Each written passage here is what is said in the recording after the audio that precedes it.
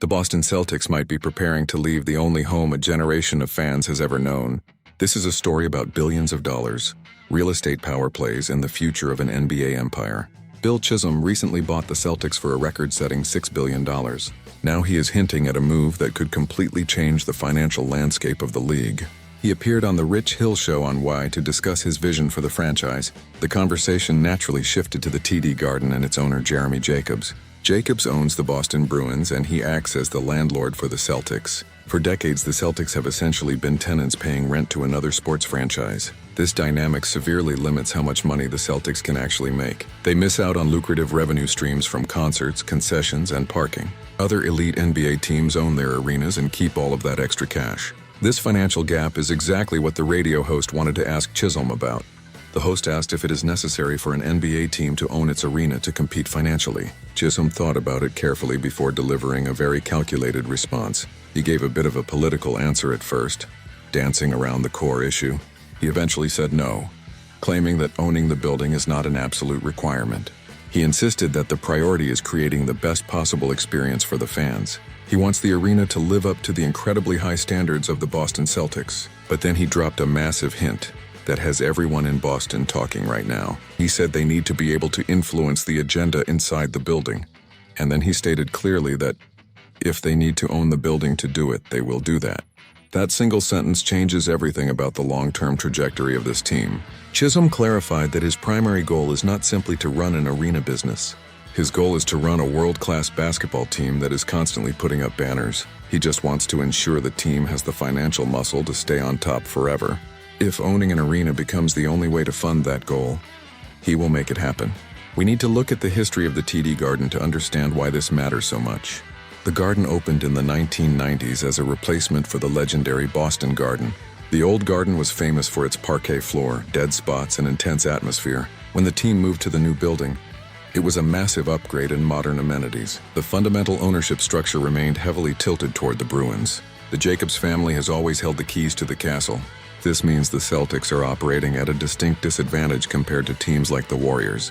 The Golden State Warriors built the Chase Center and turned it into a money printing machine. They own the land, the building, the restaurants, and the retail spaces around it. That gives them a bottomless pool of money to pay luxury taxes and retain star players. The Celtics are currently carrying one of the most expensive rosters in NBA history. Keeping superstars like Jayson, Tatum, and Jaylen Brown requires massive financial resources. Right now, the Celtics rely almost entirely on broadcasting rights and basketball-related income. They are leaving tens of millions of dollars on the table by not controlling their own venue. This is exactly why rumors about a new Celtics arena have circulated for years. Under the previous ownership of the Grausbeck family, those rumors never turned into reality. Wes Grausbeck and his partners bought the team in 2002 for just $360 million. They saw incredible success, winning 2 championships during their tenure. But they never made the monumental push to build an independent stadium in Boston. The real estate market in Boston is notoriously expensive and incredibly difficult to navigate. Finding enough land to build a state-of-the-art NBA arena is a logistical nightmare. It would require years of political negotiations, zoning approvals, and community pushback. That might have been too much to take on for the previous ownership group. But Bill Chisholm operates on a completely different level of corporate finance. He comes from the world of private equity where multi-billion-dollar deals are the norm. He has the financial backing to attempt a project of this massive scale. And he knows exactly how much untapped value is sitting out there in the market. It is important to note that a move is not going to happen tomorrow or even next year. The Celtics' current lease at the TD Garden runs through the end of the 2035 to 2036 season. That gives them another decade of guaranteed basketball in their current home. But a decade is practically tomorrow when you are talking about major infrastructure projects. Chisholm really wants to build a new arena. He needs to start planning it right now. He has to identify potential sites, secure funding, and hire architectural firms. He also has to navigate the complex political landscape of Massachusetts. Building a new stadium often involves asking for public subsidies or tax breaks. That is a very sensitive topic for taxpayers who do not want to fund a billionaire project. Chisholm would have to pitch it as an economic engine that creates jobs and revitalizes a neighborhood. There are already whispers about where a new arena could potentially be located. Some speculate about waterfront properties or underdeveloped industrial areas outside the city. Others wonder if they could build near major transit hubs to make commuting easier. Every option would be scrutinized, debated, and analyzed by the media and the public. There is also the possibility that this is all a calculated negotiating tactic. Chisholm is a highly successful businessman who knows how to create leverage. By publicly stating that he is willing to build his own arena, he puts pressure on the Jacobs family, is essentially threatening to take his incredibly valuable franchise somewhere else. The Celtics play 41 regular season home games plus the playoffs every single year. Losing that guaranteed revenue would be a massive financial blow to the TD Garden. Chisholm might be using this threat to negotiate a much better lease agreement. He could demand a larger share of concession sales or premium seating revenue. He could insist on better locker room facilities and more control over the fan experience. If Delaware North, the company that manages the Garden, caves to his demands, he might stay. But if they refuse to budge, he might decide that breaking ground on a new building is the only option. Let us think about what a brand new Celtics arena would actually look like. It would be a technological marvel designed specifically for basketball. Unlike the TD Garden, which is shared with hockey, this new building would have optimal sightlines. The seats could be brought closer to the floor to recreate the intimidating atmosphere of the old Garden.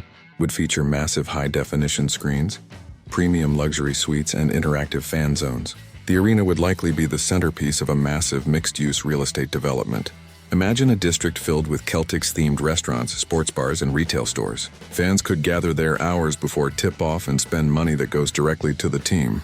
This is the blueprint that has been successfully executed by teams like the Atlanta Braves. It turns the team into a year-round entertainment corporation rather than just a sports franchise. This type of revenue generation is becoming mandatory for teams that want to compete for titles. The new collective bargaining agreement in the NBA places harsh penalties on teams that spend too much. Second apron rules are designed to break up expensive rosters and enforce parity. If the Celtics want to keep their championship core together, they need to generate unprecedented income. They need to be able to pay astronomical luxury tax bills without blinking. Having a dedicated, privately owned arena is the most reliable way to achieve that level of wealth. It completely changes the valuation of the franchise and secures its future for decades. This is why Chisholm dropping this hint is such a massive story for the sports world. He is signaling to the league that the Celtics are thinking bigger than ever before. He is not satisfied with simply being a tenant in someone else's building. He wants the Celtics to be an autonomous economic powerhouse in the city of Boston.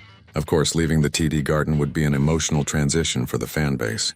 The Garden has been the site of incredible playoff runs, iconic shots, and championship celebrations. It is where Paul Pierce, Kevin Garnett, and Ray Allen raised Banner 17. It is where Jayson Tatum and Jaylen Brown finally broke through to secure Banner 18. Have deep emotional connections to the building, the neighborhood, and the memories. Walking away from all of that history would not be an easy decision for anyone involved. But sports is ultimately a business driven by growth, expansion, and maximizing profits. Nostalgia rarely wins out over the promise of hundreds of millions in new revenue. If Chisholm determines that a new arena is the path to sustained dominance, he will take it.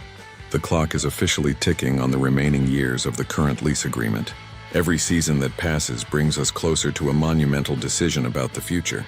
Will the Celtics negotiate a groundbreaking new deal to stay in their current home? Or will they embark on the most ambitious real estate project in the history of Boston sports? The answer to that question will define the next 50 years of this legendary franchise.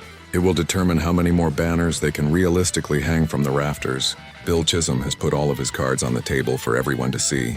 He has drawn a line in the sand and made his ultimate priorities perfectly clear. The Celtics will do whatever it takes to win, even if it means pouring their own concrete. Story that will unfold slowly over the next several years. But the seeds are planted. The future of the Boston Celtics is being written right now, both on and off the court. It is a fascinating power play that could reshape the entire NBA landscape forever. We will all be watching very closely to see what Bill Chisholm does next. It is clear that a new era of Celtics basketball has officially begun in Boston, and this era might just come with a brand new home address for the team. This situation requires patience, but the long-term implications are absolutely staggering. Thank you for exploring this complex and massive story with me today. It is a true turning point for one of the most important franchises in sports history. Stay tuned as the business of basketball continues to evolve in unexpected ways. This will surely be a topic of intense debate among fans for the next decade. The only certainty is that the Celtics are aiming higher than they ever have before. Expect major developments as the end of the 2036 lease draws closer each year. The legacy of the franchise now rests on these massive financial and real estate decisions. Ultimately, everything comes back to the goal of putting up more championship banners. If an independent arena guarantees that success, it is only a matter of time before it happens. The business side of the NBA is just as fiercely competitive as the game on the court, and right now the Boston Celtics are playing to win on both fronts. Let the countdown to 2036 begin.